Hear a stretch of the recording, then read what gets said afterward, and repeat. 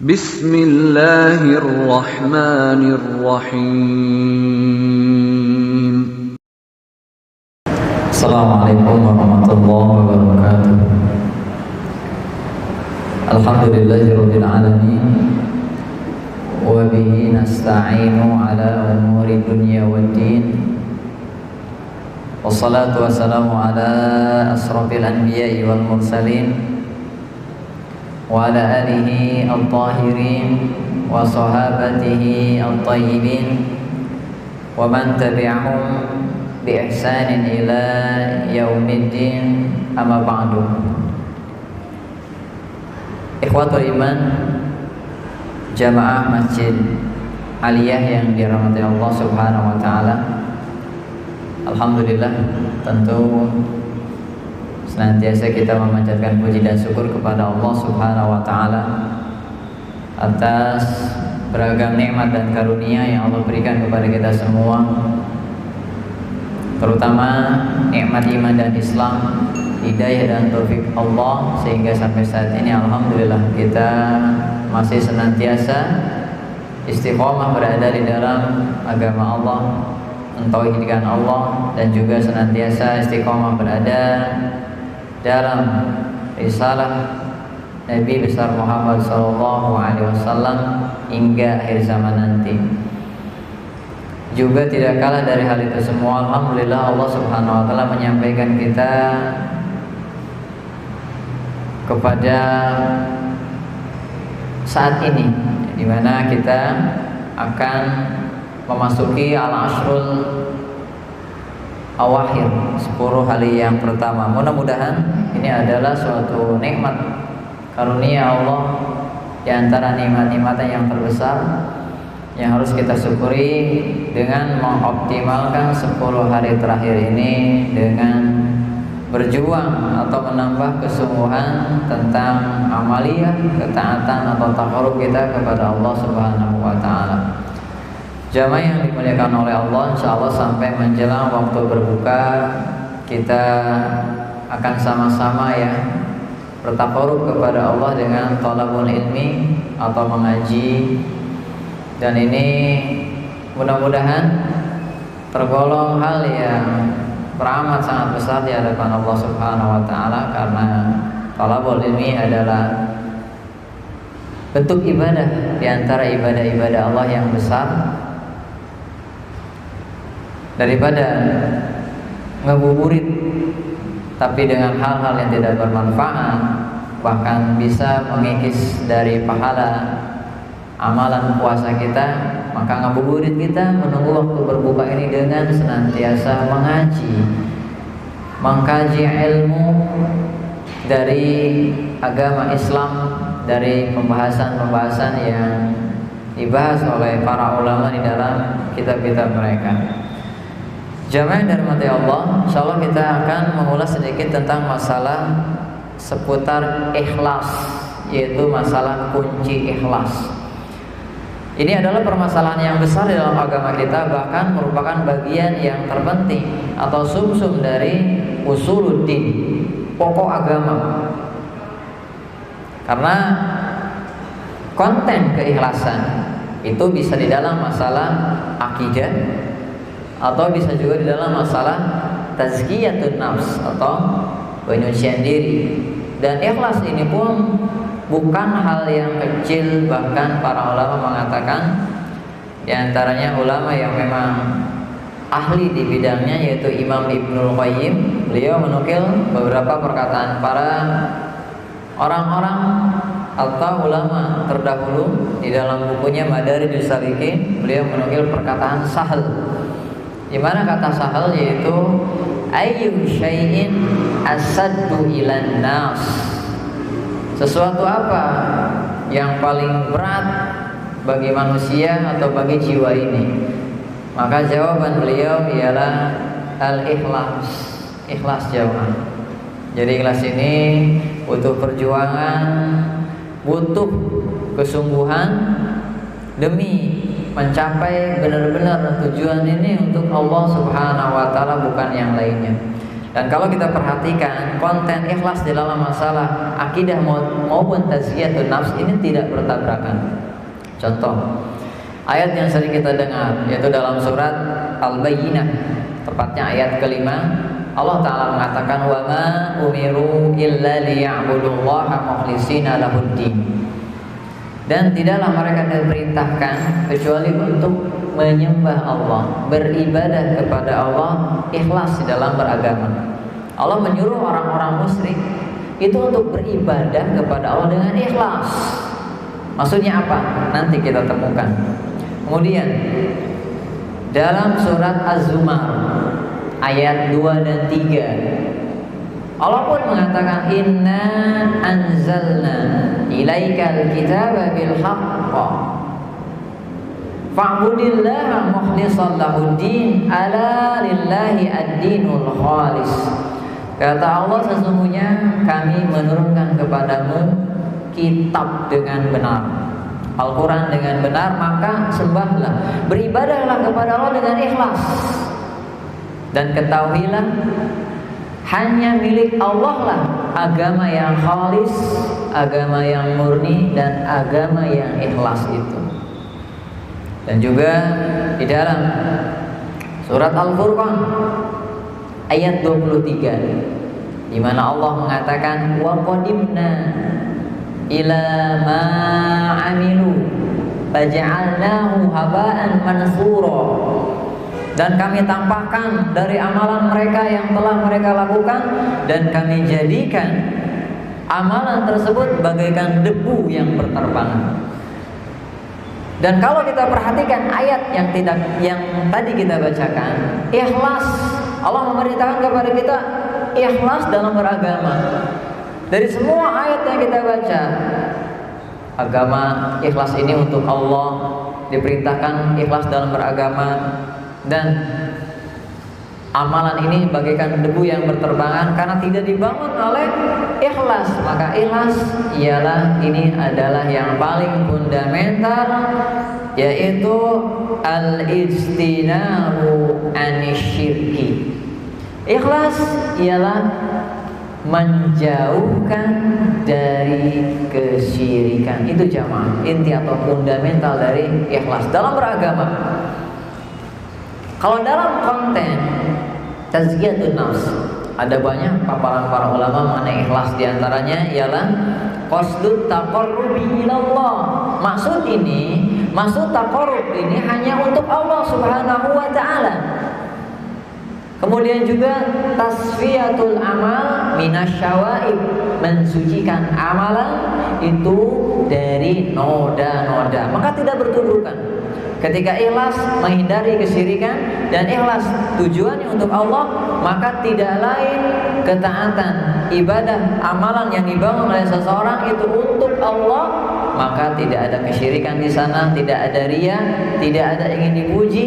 Maka segala sesuatu urusan dunia yang memang jadi tujuan peribadahan amalan soleh itu adalah perusak dari keikhlasan, maka tidak bertubuhkan. Jadi ikhlas adalah inti dari agama kita, di mana menjauhi kesyirikan, dan maksud dari tujuan kita beramal ketaatan murni hanya untuk Allah Subhanahu wa ta'ala, tidak untuk urusan dunia, urusan jabatan, pujian, sanjungan, atau ingin dilihat, ingin diperdengarkan. Maka lihat dalam hadis Nabi SAW dari riwayat Imam Muslim, di mana Nabi kita mengatakan, man qala la ilaha illallah mukhlishan min qalbihi dakhala jannah. Siapa yang mengatakan kalimat la ilaha illallah, ikhlas hatinya, masuk surga mutlak jamaah. Di mana lihat Nabi kita mengkaitkan orang yang mengatakan kalimat tauhid la ilaha illallah bersumber dari keikhlasan hatinya. Maksud ikhlas di sini yaitu ketika berazam bertauhid, sebagai bentuk keikhlasannya seseorang harus menjauhi kesyirikan. Ikhlas di sini tetap menjauhi kesyirikan, mengingkari kesyirikan dan mengingkari sesembahan selain Allah. Kalau konsekuensinya demikian, maka dia masuk surganya Allah Subhanahu wa ta'ala. Jadi luas, berat bobotnya. Ikhlas di dalam beragama ini, ikhlas hanya untuk Allah Subhanahu wa ta'ala, terlebih pada bulan Ramadan, di mana ikhlas ini menjadi poin di antara poin-poin penting suksesnya ibadah seseorang, suksesnya seseorang meraih ampunan Allah Subhanahu wa ta'ala. Lihat hadis yang dikeluarkan oleh Imam Muslim. Nabi kita mengatakan man shoma ramadhana, man qama ramadhana, barang hadisnya. Man shoma aw man qama ramadhana imanan wa ihtisaban, ghufira lahu ma taqaddama min dhanbi. Siapa yang puasa pada bulan Ramadan dan diiringi dengan qiyamul lail, menghidupkan malam, salat tarawih umpamanya, dengan iman, membenarkan ini syariat Tuhan, dengan iman, dengan ketauhidan dan ihtisab. Ihtisab para ulama mengatakan thalabul ajri minallah, di ajri wajhillah, mencari wajah Allah dan pahala dari Allah. Dengan syarat itu artinya iman terpenuhi, ihtisab, ikhlas terpenuhi dalam kualitas puasa dan qiyam Ramadannya, diampuni dosa-dosa yang telah dahulu, dosa yang kecilnya. Begitu jamaah. Maka sebagai penguat kita di dalam masalah keikhlasan ini, banyak ulama mengatakan agar kita bisa ikhlas, bisa memegang kunci-kunci keikhlasan, kurang lebih sampai 17 atau 18 poin. Lama ya, kelamaan, keburu buka kayaknya. Udah poin 3 aja keburu buka. Maka kita cukupkan ada poin yang terbesar dari hal itu, agar kunci keikhlasan kita pegang dan kita senantiasa menjadi manusia ikhlas. 3 ini, yang pertama ialah ikhfaul amal wa adamu ru'yati amal. Jadi menyembunyikan amalan ketaatan dan tidak ingin amalan tersebut dilihat orang. Memang poin ini berat jamaah, berat.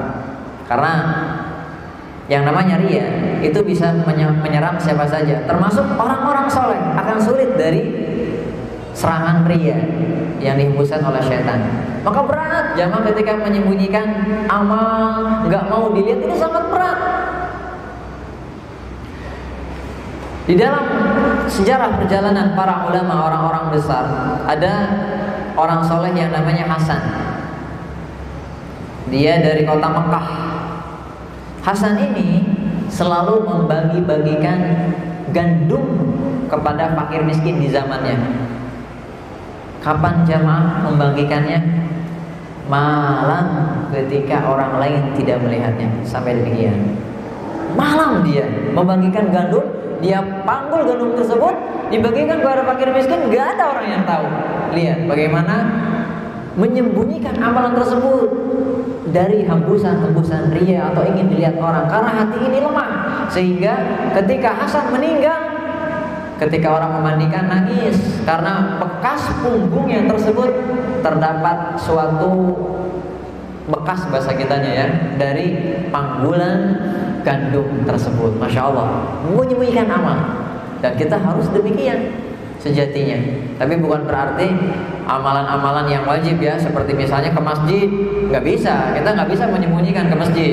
Tetap itu harus kelihatan orang. Artinya dalam hal-hal yang memang bisa kita sembunyikan. Sebagaimana para ulama mengatakan, uktum as-sayyi'at kama taktumul, uktum al-hasanat kama taktumus sayyi'at. Sembunyikan oleh kamu kebaikan-kebaikanmu sebagaimana kamu menyembunyikan keburukan-keburukanmu. Keburukan kita kan nggak mau ya dilihat orang. Nah seperti itulah kebaikan pun jangan sampai orang tahu atau dilihat orang. Ini lebih pasti akan mengena di dalam keikhlasan kita. Kemudian selanjutnya yang kedua ialah siddatu hayaillah ma'abadril mazhud. Jadi kunci keikhlasan itu kita merasa malu terhadap Allah disertai dengan rasa memperjuangkan diri kita untuk melakukan ketaatan. Jadi malu takut tapi terus berjuang di hadapan Allah untuk melakukan ketaatan. Artinya orang yang ikhlas ini dia takut ketika beramal enggak diterima oleh Allah Subhanahu wa taala, dan inilah orang-orang yang beriman berbeda dengan orang-orang munafik. Sehingga Allah memuji di dalam surat Al-Mu'min ayat 65, Allah taala mengatakan walladzina yutuna ma atau wa qulubuhum wajilatun annahum ila rabbihim raji'un. Dan adapun orang-orang yang melakukan ketaatan tapi hati mereka takut bahwasanya mereka akan kembali kepada Allah Subhanahu wa taala. Langsung ini ditafsirkan oleh Rasulullah sallallahu alaihi wasallam. Mereka itu ialah siapa? Lakinnahum yusallun wa yatasaddaqun wa yasumun wa yakhafuna alla yuqbala minhum ulaika yusari'una fil khairat. Dalam hadis Imam Tirmizi, mereka ini dalam ayat yang dimaksud adalah orang-orang yang berpuasa, orang-orang yang bersedekah, orang-orang yang melakukan semua ketaatan, orang-orang yang sholat, tapi mereka takut amalan mereka tersebut tidak diterima oleh Allah, dan sehingga dengan demikian mereka bergegas untuk berlomba di dalam melakukan ketaatan, kebaikan tersebut. Beda dengan orang munafik. Orang munafik amalannya gak banyak, santai. Tapi orang mukmin amalannya banyak tapi takut kepada Allah, khawatir amalan tersebut tidak diterima. Kemudian selanjutnya yang terakhir ialah kunci ikhlas. Itu senantiasa para ulama mengatakan al-amalu tabi'un lil ilmi. Amal itu harus senantiasa mengikuti ilmu. Gak mungkin antara keikhlasan dan ilmu, amal dan ilmu harus berdampingan sehingga bisa-bisa berkualitas dan diterima oleh Allah Subhanahu wa taala. Allah taala mengatakan allazi khalaqal mauta wal hayata liyabluwakum ayyukum ahsanu amalan dalam surat Al-Mulk ayat 2. Dan dialah Allah yang menciptakan kehidupan dan kematian untuk menguji kalian mana yang terbaik amalannya. Yang terbaik amalannya para ulama mengatakan akhlasuhu wa aswabuhu, yaitu yang paling ikhlas dan yang paling benar. Ikhlas urusannya dengan Allah, benar urusannya dengan ilmu. Akan gugur amalan kalau tidak dibangun dengan ilmu. Boleh jadi seseorang ikhlas dalam melakukan amalan, muamalah umpamanya dengan orang, menolong orang, tapi ternyata ilmunya kurang sehingga ketika menolong malah menyakiti orang lain. Jadi ilmu jamaah menjadi imamnya amalan. Ilmu akan menjadi bukti keikhlasan seseorang, sehingga dengan ilmunya dia akan menghindari ria, dia akan berjuang di dalam menunaikan amalan agar senantiasa amalan tersebut dibangun di atas keikhlasan.